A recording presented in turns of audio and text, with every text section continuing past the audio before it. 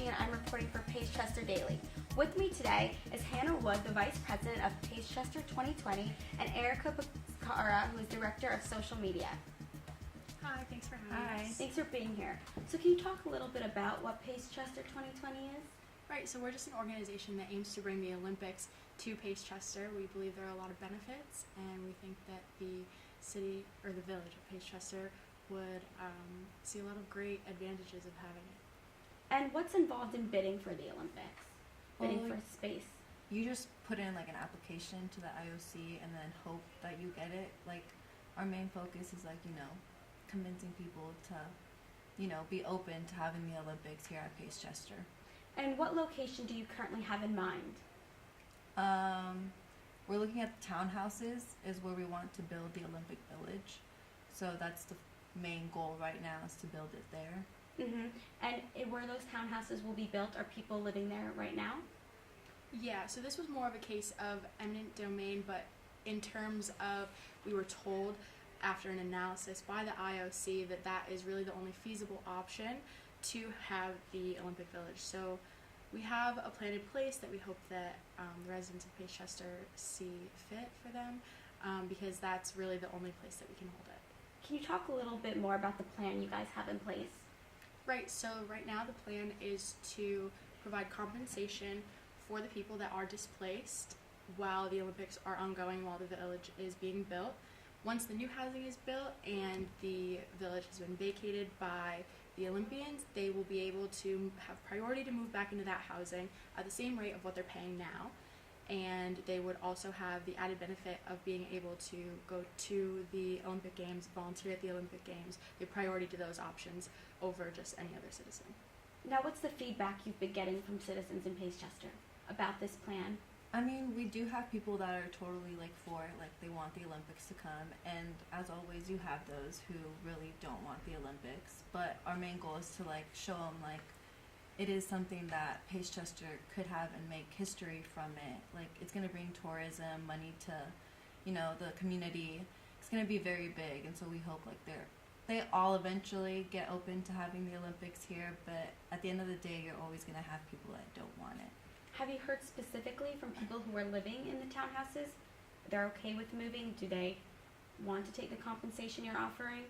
So we haven't had any specific cases of anyone coming to us. We've been more than open to talking to people and giving what we just said, telling them about that plan that's in place, but we haven't really had anybody come straight out and ask us. And how do you plan to overturn ordinance number 18049, which currently bans the commercial development in all residential areas in Pacechester? So that wouldn't really be our decision. That would be more up to the mayor, which we know that she still hasn't taken a stance on what they believe is best for the community. So that would be up to them once they make their decision. How do you feel that the mayor hasn't taken a stance yet? Have you guys been in contact with her? Has she said anything about this to you? I mean, no, we're still waiting to see what she decides to go for. We took place in the forum that happened last week, had a nice open discussion about it, and it did take a turn towards other situations that were ongoing, but so far with them not taking a stance, we're kind of at a standstill with that. And what's your response to Pop's recent tweet where they said, "Ever heard of the Talking Stick Resort Arena? It's home of the Phoenix Suns. This stadium was built to hold roughly 18,000 people. The cost of building the stadium was $89 million. Let's have an open dialogue about how this massive undertaking will affect the people." What's your take on that? They tweeted that out. I mean, to me, I see that as them not showing support towards Pacechester 2020, and that's fine. They can have their opinion. I don't know that they have all of the details behind that being built. I mean, that stadium was intended, as you said, I believe, for basketball, for the Phoenix Suns, where ours would hopefully be used for the Olympics, which is a much bigger event that would be taking place. And then we hope to pass that on to a different team that would take advantage of it. It wouldn't just be being built out of nowhere for nothing. It would have a purpose. Do you have any working relationship with Pop as of right now? No, not as of right now. We'll see where that one goes. And as the director of social media, what are you putting out there online to get the people of Pacechester excited about the games, excited about bringing it here? I mean, we're doing a lot of like throwbacks of like past Olympic villages just to show them like this is something that could bring a lot to your community. Like it's not an ugly building, like they're all really nice. It's just a way to like unite people, you know? And so soon we'll be bringing out statistics of like different, you know, countries that have had it. For example, I mean, even if you look at London, they took the area of East London and took that as a chance to revitalize the community. And in no way does Pace need revitalization, but it's a way to bring more culture to the village and kind of turn things around and make it more inviting, even more exciting than it already is. Speaking of London, you said, Yeah. have you heard about the gang violence that happens at events, soccer games specifically, which Choate FC would like to use the stadium for after? Have you guys heard anything about that? Yeah, we've heard of that, and like, if you really think about it, any sporting event you go to, you're gonna have situations like that. You could have the highest security, and it could still happen. It's just like, it's normal. We do plan for the Olympics to have, you know, high security because it is a worldwide event that happens, you know. Everyone's watching it, and we don't want anyone to get hurt. So that will definitely be a part that we will talk to the IOC about. And after what happens, after the Olympics, like whoever gets the stadiums that are built, like that's up to them to see how hard they go with their security.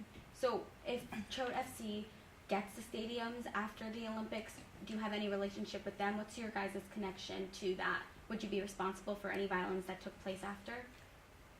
No, after it's going to be on them, on how they decide to handle how they do their security and all. And how do you anticipate getting everything done in less than 2 years? So that more looks at the timeline the IOC has for it. I mean, like we said, currently we still don't have the bid. We're still pushing for it. And so the timeline is really on them and how fast they can start moving materials in, start building things. And that also depends on the mayor and what we can do here in Pacechester to help get it started. You recently tweeted out about Rio 2016. What have been some positive and negative effects of cities that have hosted the Olympics in the past or are going to?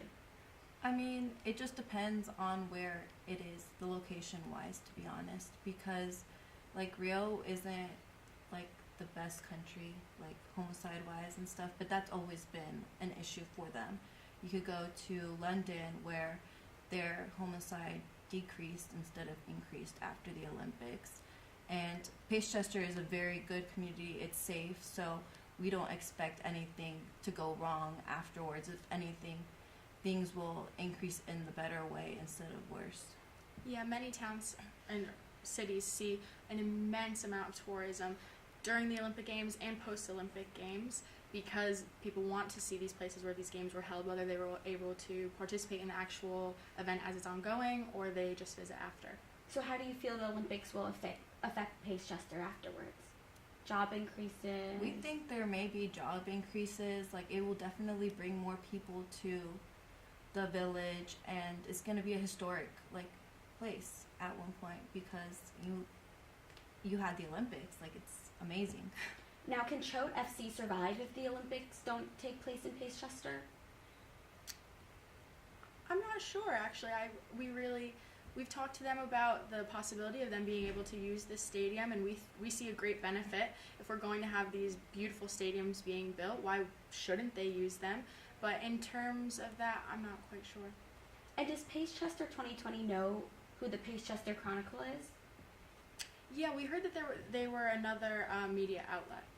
And I saw the Pacechester 2020 tweeted that they would be doing an interview with them. So do you know who runs that outlet, or are they just another news organization? Just another news organization. Great, thank you so much. Yeah, Thank This you. was Alexandra Belushi reporting